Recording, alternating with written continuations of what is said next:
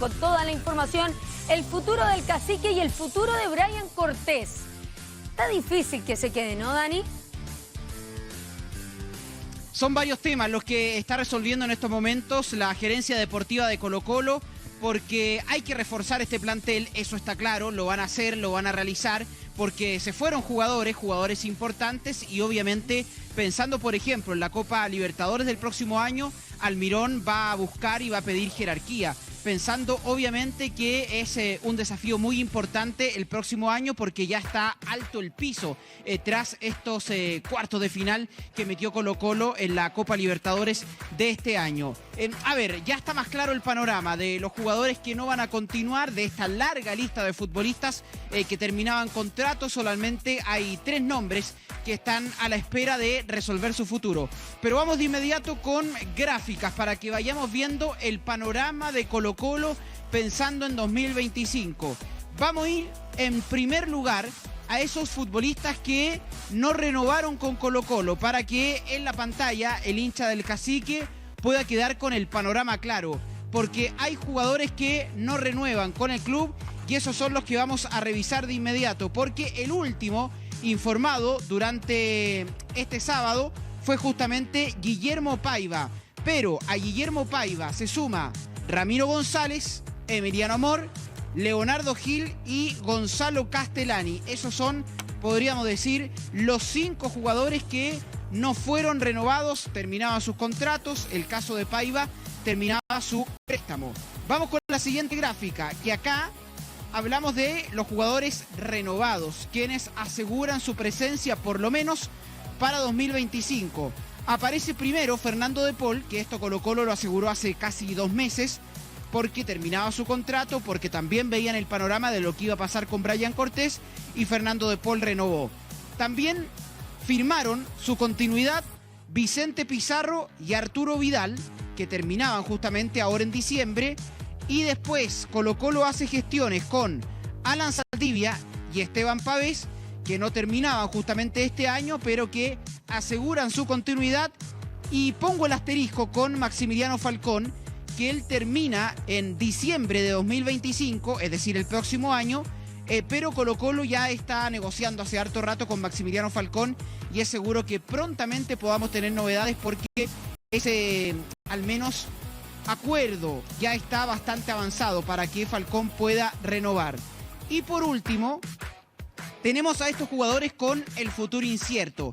Hay algunos más cerca, hay algunos que son prioridades, pero por el momento podemos decir que son 4 jugadores que negocian con la dirigencia. Uno es Brian Cortés, el otro es Eric Wimber, que lo quiere sí o sí Jorge Almirón para el próximo año, y después está el caso de César Fuentes, que se está evaluando en la gerencia deportiva, y también Marcos Volados, que termina su contrato, pero que estos últimos partidos que tuvo con la camiseta de Colo-Colo, pese a que no fue titular gran parte de este año, lo hacen que tenga grandes chances, al menos que Colo-Colo ya esté conversando una alternativa de renovar. Pero son 4 jugadores los que están ahí a la espera de ver cuál será su futuro. Brian Cortés, que netamente depende del jugador, si es que le llega una oferta del extranjero atractiva, seguramente se va a ir.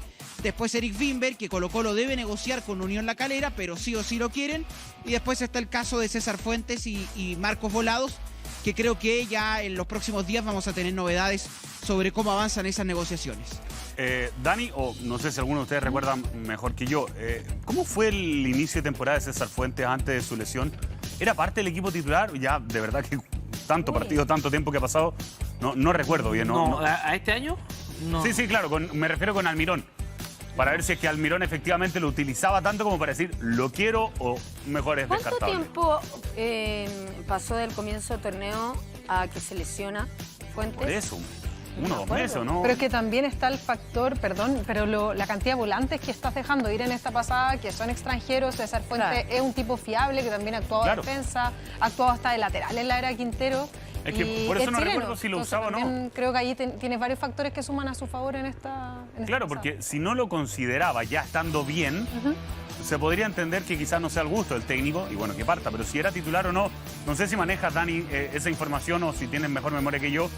porque siempre me pareció un jugador bastante fiable, ¿no? Bastante que te genera mucha confianza para utilizarlo como titular en un equipo además como Colo-Colo, pero no sé si Almirón en sí lo utilizó en demasía. Titular no estaba haciendo César Fuentes, sí jugaba algunos partidos, de hecho en esos partidos que jugaba es donde tiene esta lesión, pero titular no estaba haciendo, de hecho habitualmente estaba jugando Pavés, Vidal y el propio Leonardo Gil. Después más atrás aparecía César Fuentes, también lo propio con Vicente Pizarro. Pero no tenía tanta actividad en cuanto al equipo titular, pero siempre era considerado, sumaba algunos minutos. No estuvo al margen, no era un futbolista, por ejemplo, que estaba fuera de las citaciones, pero obviamente no tenía ese protagonismo activo desde el inicio de los partidos, que es algo similar que le ha pasado a César Fuentes en los últimos años. Siempre al final termina ganando el puesto y ganándose esa titularidad, pero creo que acá hay un factor muy importante que ustedes también detallan. César Fuentes es chileno y Colo-Colo, es verdad, en esta pasada libera 3 cupos de extranjero.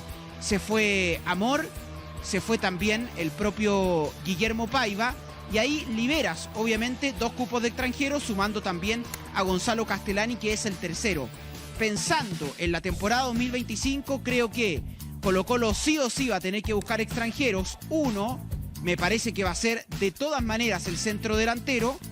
El otro creo que podría ser el defensa y después el tercero, el volante, o un volante de corte o un volante creativo, si es que llega a salir del equipo Carlos Palacios, pero al menos esos son los puestos. Colo-Colo por ahora está buscando puestos para reemplazar, está buscando un defensa central, perfil zurdo, que hace mucho rato que lo quiere Jorge Almirón, está también buscando un volante que por el momento sería un volante de características más defensivas a la espera de lo que pase con Carlos Palacios, y también va a buscar sí o sí un centro delantero para reemplazar a Guillermo Paiva. Deduzco de tus palabras entonces que finalmente lo de Emiliano Amor no es porque utilizaba un cupo de extranjero, sino que tiene que ver con un tema también de rendimiento. ¿Por qué lo digo? Yo había quedado con la sensación de que tener 3 cupos de extranjero en una misma posición tal vez era mucho. O sea, Alan Saldivia, Maxi Falcón y Emiliano Amor. Entonces, por eso yo pensé eso, pero como ahora tú dices que uno de esos cupos extranjeros se podía utilizar como defensa central, ahora entonces me hace pensar que lo de Amor es porque no le convencía al Almirón. Y creo que va por ahí, hay una mezcla, pero hace mucho rato que Jorge Almirón quería un defensa central perfil zurdo. Y quizás el que estaba cumpliendo esa función era Emiliano Amor, que siempre jugaba más cargado a la izquierda. Es verdad, termina jugando también en esta línea de 3 el propio Eric Wimber como stopper por el sector izquierdo. Pero era Emiliano Amor quizás el que tenía menos protagonismo en esta defensa, porque a ver, si Colo-Colo sigue jugando el próximo año con una línea de 3, Alan Saldivia es titular, tiene contrato vigente, Maximiliano Falcón es titular, tiene contrato vigente, puede jugar ahí de emergencia Eric Wimber porque lo hace bien y porque siempre cumplió, pero creo que para buscar otro especialista, y que hace rato lo quería el propio Jorge Almirón, el que estaba entre comillas más a la mano para salir era Emiliano Amor, porque además terminaba contrato. Oye, Dani, y dentro de los nombres del plantel de Colo-Colo, ¿qué se piensa hacer? O si ya está establecido parte de la dirigencia con Matías Moya, por ejemplo.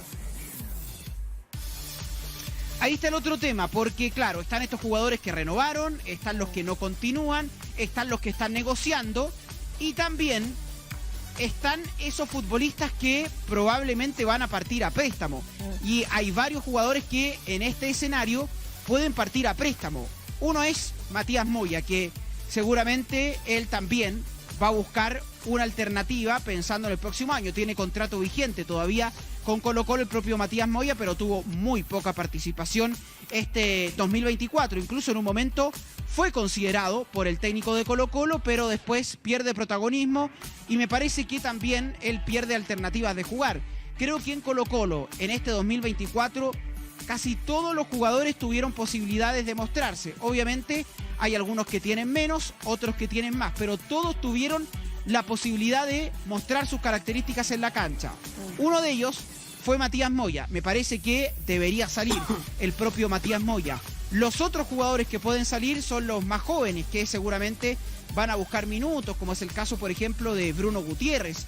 Hay que ver también lo que va a pasar con el futuro del propio Daniel Gutiérrez, que se convirtió en un jugador confiable para Almirón en las últimas fechas, pero si llega otro defensa más, creo que otro año más Daniel Gutiérrez va a tener poca participación. Y hay que ver también lo que pase con los laterales, porque por la izquierda está Eric Wimber, pero por la derecha está Opaso y también está Mauricio Isla. Óscar Opaso tiene contrato, él tiene continuidad asegurada, al menos el próximo año, pero hay que ver la decisión que toma también Jorge Almirón. Está claro que con la llegada de Isla, Opaso perdió mucho protagonismo por la banda derecha, perdió la titularidad.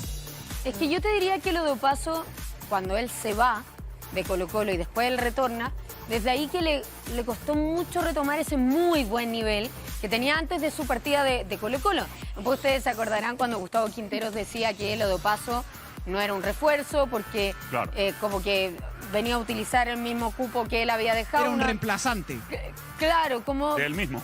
Que era del mismo, digamos, que se reemplazaba a sí mismo. Entonces, es muy extraño. Pero yo te diría que desde ahí que a Opaso le ha costado también retomar ese muy buen nivel. Y después, Dani, el caso de Eric Wimber, ¿hasta cuándo Wimber tiene su contrato vigente con... ¿Es La Calera o es Valdivia? Tiene un porcentaje Calera, mayoritario, creo que es Valdivia, Valdivia, ¿no? La Calera y el restante de Valdivia, ¿no, Dani? Y pareciera hasta el 2080, porque llevan varios años negociando. Que además han sido préstamos en Colo-Colo y eso se va alargando. Ok, préstamos para Colo-Colo, un año más. Pero acuérdate todos los problemas que tuvo, por ejemplo, a principios de esta temporada, Eric Wimber para poder renovar ese préstamo, que es muy complicado. Por eso te preguntaba la situación de Eric Wimber, porque al final yo siento que el más perjudicado es el jugador en todo esto. O sea, 100%. Muy complicado. Mira, el contrato de Eric Wimber con Unión La Calera termina en diciembre de 2025. De hecho, terminaba este año, pero como va a Colo-Colo otra temporada más y no hubo acuerdo para comprar el pase del jugador durante este año. De hecho, me recuerdo que un día antes que Colo-Colo viajara a Uruguay a realizar la pretemporada, recién esa misma tarde-noche se pudo cerrar el acuerdo entre Colo-Colo y Unión La Calera. Deportes Valdivia acá no tiene mucho que hacer en esta negociación porque netamente esto es un tema que tiene que definir Unión La Calera con Colo-Colo. En un momento, el año pasado, Unión La Calera puso un piso bastante alto para la venta de Eric Wimber y por eso Colo-Colo finalmente no lo toma y el acuerdo al que llega en este préstamo otro año más desde La Calera a Colo-Colo. Este año otra vez se abre esta ventana y de hecho acá también es importante destacar que Eric Wimber renueva un año más con La Calera porque se va a préstamo y claro, eso es el club. Perfecto, te dejo ir un año más a Colo-Colo, pero tienes que extender tu contrato un año más. Y así fue con el equipo cementero, por eso tiene contrato durante todo 2025. Ahora Colo-Colo ya tiene esta alternativa de comprar el pase de Eric Wimber, que entiendo eso es lo que hoy quiere Colo-Colo. Ahora tiene que negociar directamente con Unión La Calera. Me decían que en un momento Unión La Calera pedía cerca de $900.000, pero para este año ya se estaría bajando esa suma y vamos a ver al acuerdo que pueden llegar, pero han sido bastante complejas las negociaciones con Unión La Calera. Sí, siempre lo son, ¿no? Tira de floja habitual. Oye, Dani... Ahora, en el caso de Wimber, perdón, ahí también se complejiza por lo de Valdivia, que ya le truncó la pasada a la U, y ya con Colo-Colo el año pasado, como decía la Nala, también de nuevo lo mismo. Sí, pelos a la sopa ahí. Dani, el otro que está en vista, ¿no? Posibilidades de renovar cierta, pero que termina contrato, también lo miran desde Argentina, digamos, Brian Cortés. Y a propósito de él, yo sé que esto ya es más en el terreno hipotético, pero estamos en ese periodo, ¿no? De negociaciones van y vienen. ¿Hay alguna posibilidad, aunque sea muy pequeñita, de que Colo-Colo abra la ventana a traer de vuelta al fútbol a Claudio Bravo en la eventualidad que parta Brian Cortés? No tengo la información de eso específicamente, si es que han hecho gestiones, pero lo veo difícil. Claro, en las últimas horas leí una información que podría Claudio Bravo volver al fútbol si es que encuentra un proyecto deportivo serio. pero hay que ver, por el momento en Colo-Colo están pujando para que puedan renovar a Brian Cortés. De hecho, ojo, también Colo-Colo va a hacer los esfuerzos para que se quede Carlos Palacios.